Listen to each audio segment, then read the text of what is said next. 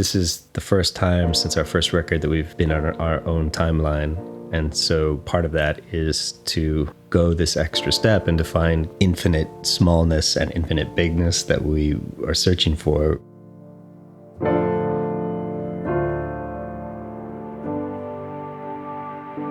It's never been very much, we compose a song and record it and it's done one day. There's a sort of timeline that we follow, an arc of space and time in our life that helps sort of evolve the recordings. And it's just, every day is sort of a different journey to reach that point.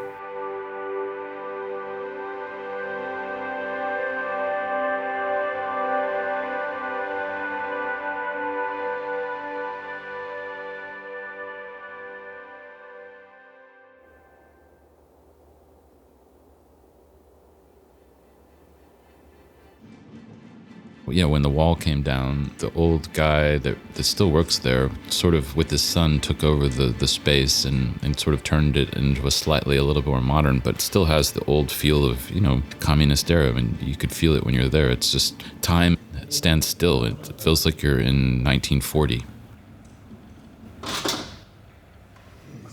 You can write out your sheets as perfect as possible, but the performance, you have to find a way to take what you've written, filter it through the conductor, and have them bring it out through the players. I think for the most part, 90% of what they recorded, we turned, I don't know if it's luck, maybe there's many elements that have to happen to make it all sort of come together. They performed it quite magnificently. And a couple of tracks in particular, I think it's some of the most rewarding recording I've done with an orchestra.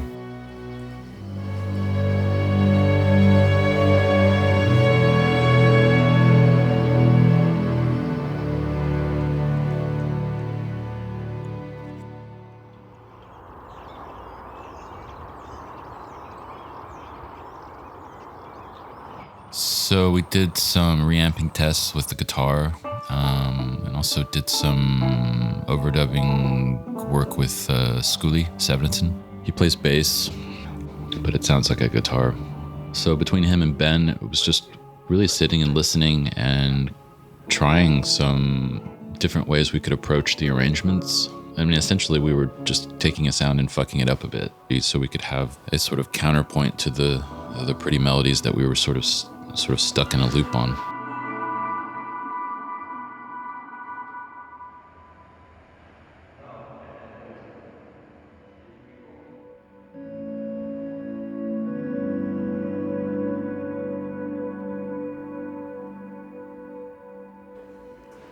This church was an old convent from 15th century that's in my neighborhood. So it's something that I've been, walking past for many years now.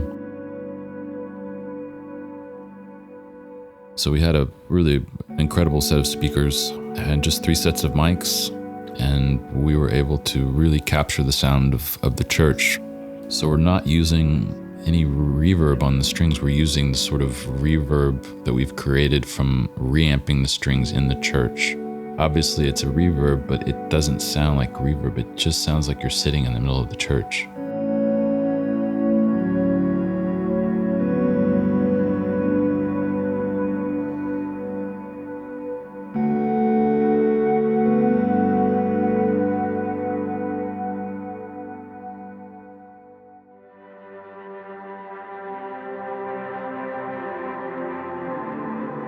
He just helps take everything to a level that we could never do on our own. And so he really is basically our third collaborator member.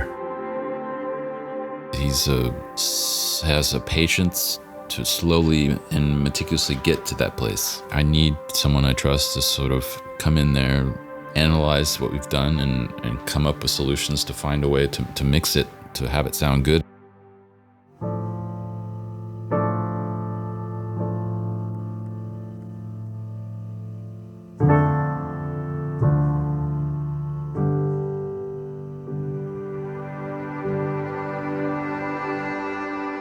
For me, that's just all I want out of music, is that I enjoy the process and that I enjoy the experimentation.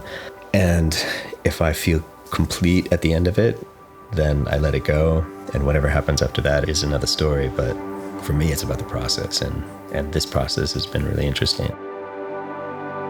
I mean, everything you do as you evolve, it's all part of this, I hate to say process, but everything you do builds into something else that you're going to do. So everything we've done has helped us get to where we are. So whether it's soundtracks he's worked on, I've worked on, things we've done together, things we've done apart, you know, we're big fans of each other's work. So we listen to each other's stuff outside of the things we do together. So, you know, we definitely still inspire each other.